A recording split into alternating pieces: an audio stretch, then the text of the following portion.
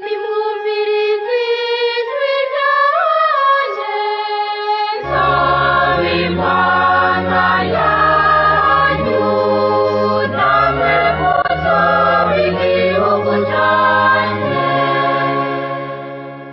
bavukanyi muryango w'abibarutse n'Imana, nshuti bagenzi namwe bakunzi mwese ba Radio Maria Burundi, nimusagwe n'amahoro ya Kristo. Turiko turegereza gusozera ikiringo c'ikarema ngo duhimbaze umunsi mukuru cyane wa Pasika, izuka rya Kristo yatsinze urupfu, twizeye ko natwe tuzozukira ubuzima budahera. Turi rero kuwa gatanu w'indwi ya gatanu y'ico kiringo ceranda c'ikarema. Ikaze kuri mwese dusangiriye kumviriza no kuzirikana ijambo ry'Imana dusanga mu bisomwa vyategekanirijwe uyu munsi. Mu gisoma ca mbere turumva ingene umuhanuzi aturubikwa n'abo yatumweko kuko batashaka guhinduka, ariko akizera Imana irokora abayo. Eka no mu nkuru nziza turumva ko na Yezu yagize amakuba nk'ayo mu Bayahudi bimenyereye, akabimenyesha ko ari umwana w'Imana, nabo bakavyanka bakamurwanya ngo atuka Imana mu kuyiyita. Yezu ntiyigeze asha coba ngo aheshe kukuri. Ubwo butumwa tubusanga hano hakurikira. Ubwa mbere tubusanga mu gitabo c'umuhanuzi Yeremiya mu gisoma ca mbere kigabane ca 20 akarongo k'icumi kugera kwa 13. Mu kwisa iryo jambo ry'Imana dusamiriza Izaburi ya 17. Inkuru nziza nayo niyo dusanga mu nkuru nziza ya Yezu Kristo kuko yashikirijwe na Yohani Mweranda mu kigabane c'icumi akarongo ka 31 kugera ku ka 42. Kaze twumvirize iry'umukama yagira biwe. Ivyo dusoma mu gitabo c'umuhanuzi Yeremiya. Hose numva bampanirana bangira inama ngo nimuze tumuturubike tumushire mu rubanza. Abitwa bagenzi banje bose banyifuriza urupfu, bakibwira bati hari naho azohava ahendwa tukamutsinda tukamwihora. Ariko umukama niwe mutabazi wanje mfise kandi arahambaye, abansi banje bazohasiga gatwe. Ngabo baratanguye kumaramara kuko vyabananiye, bazoteterwa imyaka yose nta numwe azovyibagira. Ewe Mukama nyene ingabo, we utunganya vyose kandi ukabona akari mu nda y'umugabo, ese nobona umunsi uzomaramaza abo bayobe, kuko umucamanza wanje ari wewe. Ririmbira Umukama, ninahaza Umukama, kuko yakuye umwinazi mu minwe y'ababisha. Iryo ni ijambo ry'Imana.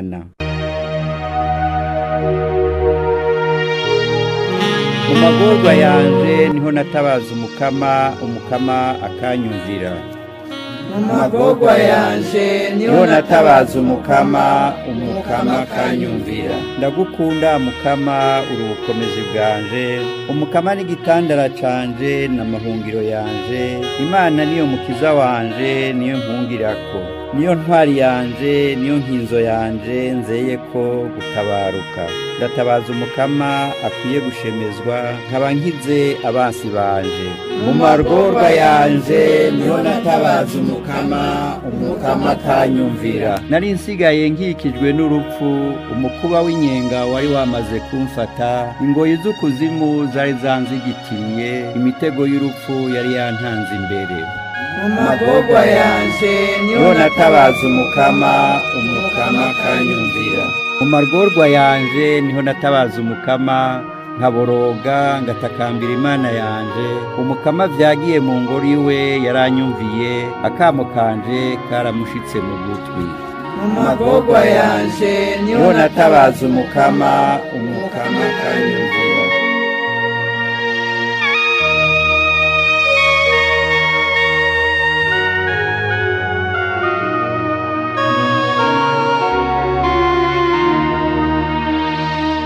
Ivyo dusoma mu nkuru nziza ya Yezu Kristo nko yashikirijwe na Yohani Mweranda. Mu minsi mikuru y'umukwanguro Yezu yahora agendagenda mu gisengero. Abayahudi basubira gutora amabuye ngo bayamwicishe. Yezu arababwira ati, narakoze mu maso yanyu ibikorwa vyiza ntumwe na data. Muri ivyo co munterera amabuye n'ikihe? Abayahudi bamwishura bati, igikorwa ciza sico kidutuma gutera amabuye, ariko nuko ututse Imana. Uri umuntu gusa, none wigize Imana. Yezu arasubira ati, mbega mu itegeko ryanyu ntiyanditswe ngo navuze nti muri Imana? N'iryaba itegeko ryita Imana ababwirwa ijambo ry'Imana, ivyanditswe vyeranda ntibishobora guhinyuka. Muri bwagirize mute ugutuka Imana uwo data yatagatifuje akarungika kw'isi? Kuko navuze nti ndi umwana w'Imana. Usangwa ntakora ibikorwa vya data rike kunyemera. Ni n'abandi abikoraho, naho mutoba mushaka kunyemera, nimwemere ivyo bikorwa, mushobore kumenya no gutegera ko data ari muri jewe, nanje nkaba muri data. Ngo bavyumve basubira kugeza kumufata, ariko abaca mu minwe. Arahava asubira hakurya ya Yorodani, aho Yohani yari yabanje kubatiriza abari haguma. Benshi baraza kumuraba bavuga bati, Yohani nta kimenyetso yakoze, ariko ivyo Yohani yamuvuze ko vyose vyari ivy'ukuri. Benshi rero baramwemera. Nitwakire kandi tuzigame iryazwe na Kristu.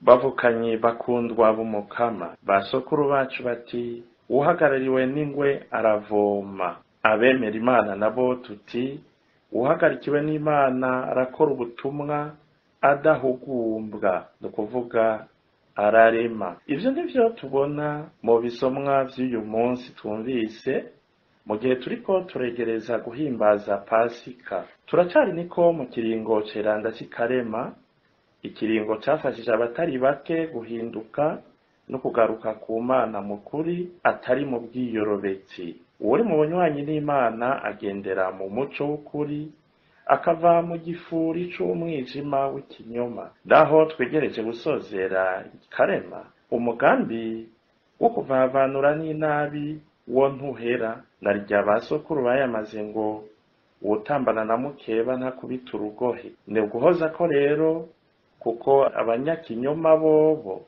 abiyorobetsi biyambika gahuzu k'intungane, kamwe atawo bacanikanda atari ku buntu bw'Imana nyene. Bobo ntibabuze, mbere baguma biyongera. Niho umwanditsi w'Izaburi ya 17 yishongora ati, Imana niyo mukiza wanje, niyo mpungirako. Ayo majambo bavukanyi niyo yaranze umuhanuzi Yeremiya, niyo yagendeyeko mu gihe yariko araturatuzwa nabo yari yatumweko n'Imana ngo ababogorere guhinduka mu gihe bari mu kabi. Amaze kuronka inkuru y'imvaho ko ariko barahiga kumugirira nabi kuko bavugira ibintu, Yeremiya yahisemwo kwambambira Umukama, kuko yarazi ko Imana itabara abayo baburaniwe. Honyene kugira ngo arinde amenya ivyo vyiyumviro vyabo, iyo migambi igayitse yabo kuri we, cabaye igikorwa c'Imana nyene yamuburiye. Burya sagasiseshwa rumuri, abagomba kugira nabi bibonekeza nk'intama, biyerekana nk'intama, naho aramabingira genda ku buryo bigoye cane kubamenya ngo ubahunge, ubazibukire, ubacekure. Bigoye bikiriko, haraho usanga uwo kwimba mu mizi ari mu bo mwamana, mu bo muyaga, mu musangira, mu bo mbere uhanuza, eka abantu bo hafi. Nico gituma kumenya umugenzi w'ukuri, umutari sesa mbare wambaye wa wundi. Kumenya umugenzi w'ukuri ni ingabirano y'Imana. Erega no mu vyanditswe vyeranda baratwigisha baduhanura ngo abo twita abagenzi tubanze tubagerageze, ivyo bita mu gifaransa éprouver, tubapime imbere y'uko babizi ibanga, kuko si bose ari ingumyabanga. Imana yama iramira abayo bogarijwe n'ibibazo, k'ibi bibazo duhitiyemo muri iyi si vya wa mugera w'icatuka witiriwe wiswe corona iriko iratema itongora. Imana yamiramira abayo igaheza ikabacisha mu canzo, ari naho basokuru bacu bayamaze ngo umwasi agucira icobo, Imana ikagucira icanzo. Iryo jambo ni ry'umwizero kandi na twebwe ridukoreko, ritubera umuco. Niho rero twari dukwiye kwamana umwizero mu buzima, tiduce coba ngo dute ubuntu n'ukwemera. Naho umuntu yoba ageze kure ntiyihebure ngo ate umutwe mu bintazi vyica umutima, ahubwo yambambira Imana nka Yeremiya. Yeremiya niwe yivugiye ati, ariko umukama niwe mutabazi wanje, niwe mutabazi wanje mfise, kandi arahambaye. Ndiho rero umaze kwambambira umukama azogira ubutwari bwo gushingira intahe ukuri nka Yezu twumvise mu nkuru nziza, atatinya iterabwoba n'agatotezo n'agasuzuguro vy'abayahudi bamugirira, kuko bamwagiriza ngo atuka Imana, bakarondera kumwicisha amabuye nk'umuyobe, nk'umugome. Ubutwari bw'umuhanuzi, ubutwari bw'umukristo bukomoka ku Mana gusa, kuko niyo imushigikira. Ese kino kiringo c'ikarema turiko turasozera kitodusiga nk'uko cadusanze? Ese codufasha kugaruka ku Mana ngo tube intungane mu maso yayo, eka mbere no mu maso y'abantu. Bikira Mariya umutabazi w'abakristo nabandanya dukandira. Mushaha mweranda wa Yezu, tugirire ikigongwe kandi udukomeze. Amen.